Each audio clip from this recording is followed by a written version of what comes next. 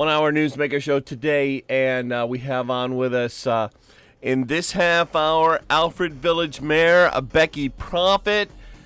Becky Prophet, thanks for coming on. Well, thank you. Becky Prophet, the state of emergency is continuing. I understand it was declared a few days ago, but the reporters were just told about it within the last 48 hours or so. Sure. Our original state of emergency was declared on March 14th, and we just on April 9th continued it for 30 days to May 8th. But basically what we're doing is following the stipulations and regulations from the governor of the state of New York. So that will be relaxed or continued depending on what the state of New York does. How do you stay in touch with Allegheny County officials and the two colleges, the town hall? That's quite a lot of interaction on the communication levels there, Mayor Prophet. Yes, and I have to applaud every entity. We had a mass meeting on March 9th, seems like forever ago, and all of the groups involved agreed that we would institute the incident command and have public information officers, and that those officers would be in touch with one another. Our PIO is Caitlin Brown, a trustee of the village, and she is doing a fantastic job. But basically, we're staying in touch with each other. We're releasing good, clear information among ourselves, and then we're also in touch with Allegheny Department of Health and certainly the town of Alfred, and giving our information out to the Alfred Almond School District and the town of Almond as well. So we feel like we're acknowledging the flexibility of where people live and where people work, and making the information available and clear. You have a very good and up-to-date website with daily updates. It's alfredny.org. And I see you have an article on here about cloth face masks helping out on the situation. How is the supply of PPP, the masks and the gloves over there in Alfred, Mayor Prophet? That's a complex question because it's different in different sectors. Our fire company was very forward-thinking, and we have sufficient PPE for the EMTs, and we've made really excellent plans that when we think we're dealing with a COVID case, we are able to seal the driver's cab from the patient cab.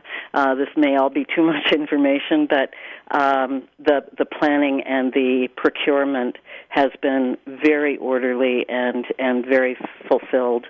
In terms of the village itself, there are many of us who are making cloth face masks and some hospital gowns for outlets or for needs in Hornell.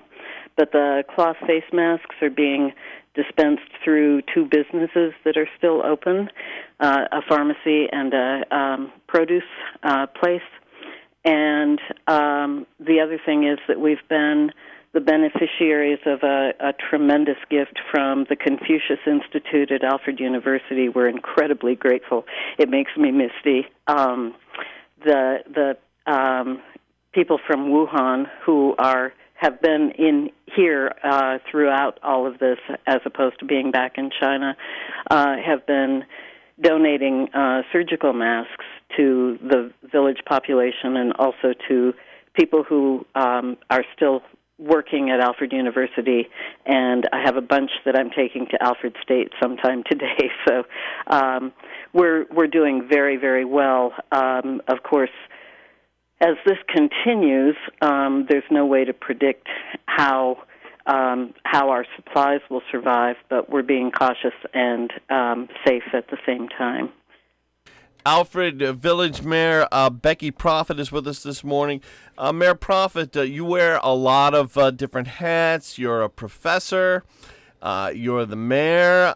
You are on the Alfred Volunteer Fire Company. Which hospital do you go to over in Alfred if there's a problem with COVID or anything else? Usually we give our patients a choice depending on where they are when they need our services and perhaps who their doctor is and which hospital they practice in. But we pretty much split between going to St. James in Hornell, thank goodness you all are there, and to Jones in Wellsville. And we're very grateful that Jones is there as well.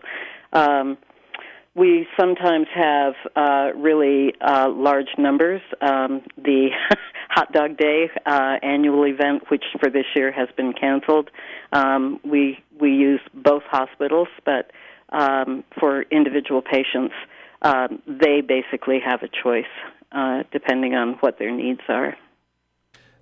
On the topic of fire and police, how has COVID-19 affected your fire department and your police department there so far? I'll start with the fire department, and particularly in this case, the ambulance corps. I have a little bit of authority here in terms of what I say because I am an EMT in the company. And basically the great gift that we have from our fire chief, Paul Weaver, is that we are well prepared. We have had, because the students are not in town, and I hope that the year-round residents are keeping themselves healthy, we've had relatively few calls in the last month, and one, I believe, I hope I'm not speaking out of turn here, one may have been a COVID patient, but basically a gift from Wuhan will allow us, if we wish, to adopt the policy of taking patients into the ambulance with a surgical mask, which will protect us from them, and then, of course, we'd be using our N95 respirators. But it's it's a complex situation, and we are doing so far very well, but we also have relatively few cases. In terms of the police, I took notice of the governor's Order 202 and attempted to reduce our staff among the village employees and the police. Basically, we couldn't reduce to 50% because that would leave zero in most of our areas.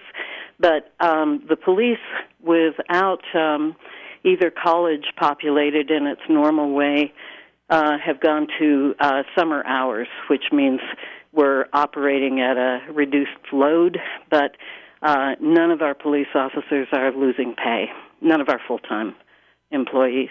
So we're well situated there so far as well, and I think we're incredibly fortunate. Good to know. A couple times, Mayor Becky, Prophet of Alfred, you've mentioned Wuhan, China, which you mentioned that there are students and possibly others in the Alfred area from Wuhan, China. Was one, and that's in addition to many other overseas students and others there in the Alfred community because of the two colleges. About how many people from Wuhan, China, do you have a sense of that, are there? In the village of Alfred, the Confucius Institute, which is connected to Wuhan, this branch of the Confucius Institute, we probably have 8 or 9 people here, and almost all of them were here entirely over the holiday break, semester break, and certainly spring break. Some of them did travel to other parts of the U.S., but at the time they were traveling, the pandemic was not in full swing in this country. So we have fortunately come through this with, I'd have to guess, little or no possibility of infection from Wuhan. And I think that's what makes Wuhan's CARE, the Confucius Institute connection, care for the village of Alfred and our area just really, really touching and brings me to tears of gratitude because they're collecting of masks in Wuhan and getting them to the Confucius Institute, which then turns them over to various entities in the village and the area, is stunning. So I'm going to be taking some surgical masks to Allegheny County Jail today, for example. It's an amazing gift of generosity. The director of the Confucius Institute tells me that it's because their friends in Wuhan are grateful for the way Alfred has supported them as Wuhan and their friends and relatives were on lockdown and so forth. So it's one of those amazing international exchanges for the very good. That's very interesting. Speaking with Alfred Village Mayor Becky Prophet. Becky Prophet, on the topic of education, a lot more online learning these days. How's that going? I'm on sabbatical, so okay. I have. I'm working to be able to create online classes for the fall in the event they might be needed. But I was not pressured and rushed into putting my classes up online this semester because I'm not teaching any. But I'm watching my colleagues and I'm supporting where I can. And I have to admit, people are stressed, but they are also doing a really terrific job, and it's very exciting to hear them talk about how glad our students are to see them when they do a Zoom conference or whatever. And we're working hard, all of us in the village, to keep up morale, support one another, and certainly support the students who are at a distance. We're speaking with Alfred Village Mayor Becky Prophet live today here on the Newsmaker Show. Going to take a quick break. We'll be back in just a moment. The Ryan Agencies, your local, independent insurance agencies. The Ryan Agency employs 15 of your friends and neighbors. They live, shop, and support our community. When you buy insurance from the Ryan Agency, you support local families. Contact the Ryan Agencies today, your local source for all things insurance. Insurance protection you can rely on. The Ryan Agency. The Ryan Agency's offices are open Monday through Friday, 8:30 till 4:30 during the quarantine period. They're eager to help in any way they can. Visits by appointment or in case of an emergency. Most other service can be done over the phone, by email, or text. See RyanAgency.com for all their contact information and call them at the local office of your choice in Hornell, Jasper, and Wellsville. If you own your own business and need garbage removal, contact Lippincotts. And if you live in a town where you have to take care of your own garbage removal, contact Lippincotts. If you need garbage dumpsters, Lippincotts rents them, and Lippincotts can come pick up the garbage too. These days, you don't throw old electronic items in the trash, and Lippincotts can remove your old electronics. Lippincotts, for garbage removal, recycling, hauling, removal of asbestos or electronic items. For a free quote, visit LippinCottsRubbishInc.com. LippinCottsRubbishInc.com.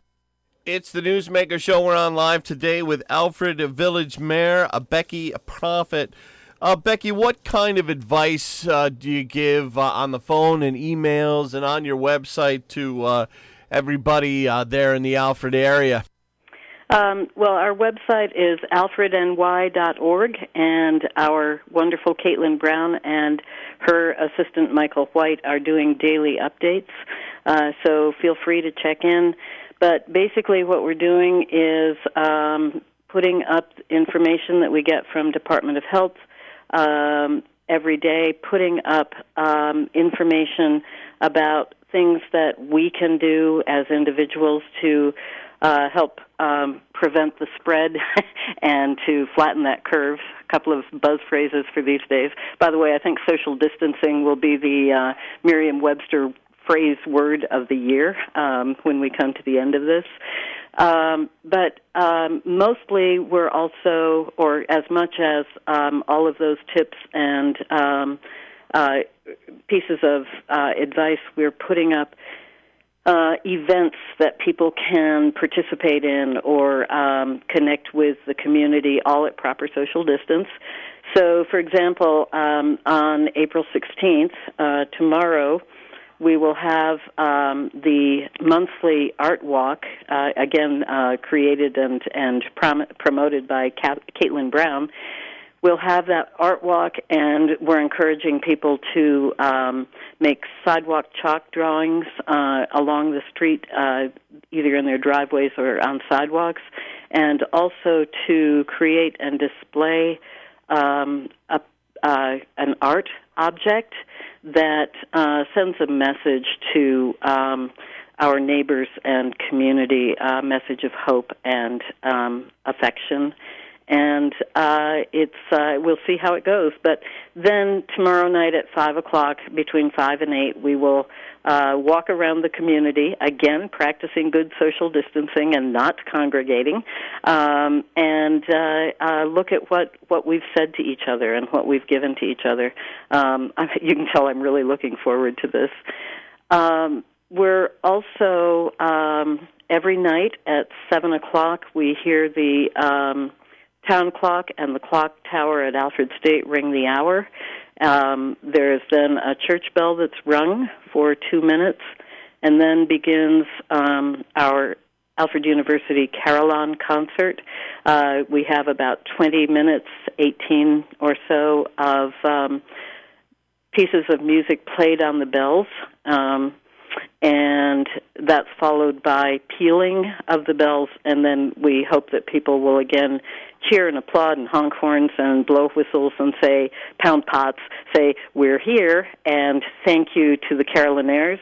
These are two people who are playing the instrument live, and most of all thanking, I'm sorry, I get teary-eyed on this one, most of all thanking the medical people and emergency responders who all over the world are doing everything they can to take care of people who have infection and to keep the infection from spreading. These people are true heroes. Nobody knows this yet, but they'll find out right now. As of the end of this week, I'm going to ask people to put a light in their window 24 hours a day to honor and thank the grocery workers, the farm laborers, the truckers, the sanitation workers, all of those people who are keeping our infrastructure going so that most of us can obey that stay-at-home order and also not congregate.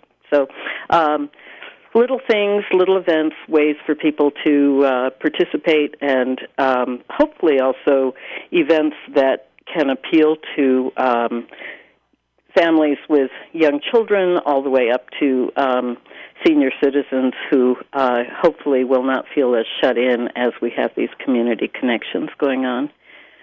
One other thing that we're doing is we've asked people to let us know if they need assistance, as in picking up groceries or prescriptions or so forth, and there seems to be a little network in each neighborhood of people taking care of each other. And again, that's the Alfred that I've always known.